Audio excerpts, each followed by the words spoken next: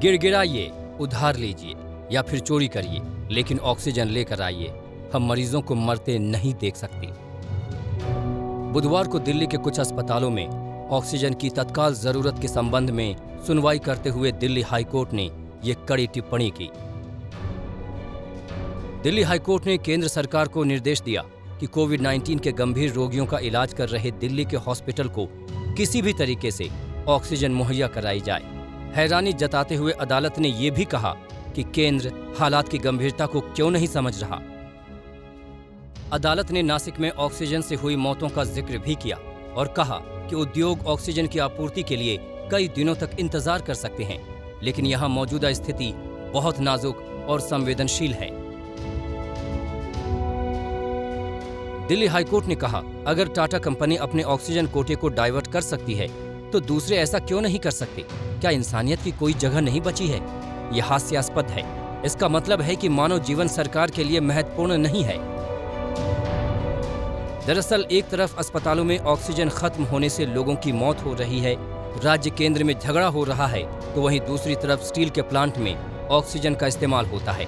इस पर न्यायमूर्ति विपिन सांघी और न्यायमूर्ति रेखा पल्ली की पीठ ने कहा कि ऑक्सीजन की आपूर्ति सुनिश्चित करने की जिम्मेदारी पूरी तरह केंद्र सरकार के कंधों पर है।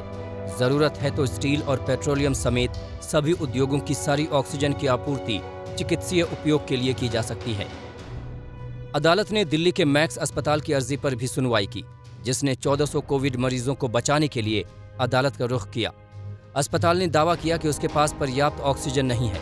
इस पर अदालत ने आश्चर्य जताते हुए कहा कि उनके आदेश पर अस्पतालों को ऑक्सीजन नहीं दी जा रही। दिल्ली हाईकोर्ट ने कहा कि जिन 5 ब्रांच का मैक्स ने जिक्र किया है, उनमें तुरंत ऑक्सीजन बिना देर किए पहुंचाई जाए और उन लोगों की जिंदगी को बचाया जाए जो फिलहाल अस्पतालों में भर्ती हैं। जीने का अधिकार उनका मौलिक अधिकार है। कोर्ट ने केंद्र को फटकार लगाते हुए कहा कि आपको डिमांड और सप्लाई का कोई अंदाजा क्यों नहीं है। फिलहाल कोर्ट ने बोला है केंद्र सरकार को कि वो दिल्ली सरकार को 480 मीट्रिक टन ऑक्सीजन देगी। कोर्ट इस बात से बेहद नाराज था कि एक दिन पहले ही कोर्ट के आदेश होने के बावजूद भी अस्पतालों के पास जो सप्लाई पहुंचनी चाहिए ऑक्सीजन की, उतनी सप्लाई नहीं पहुंच पाई है।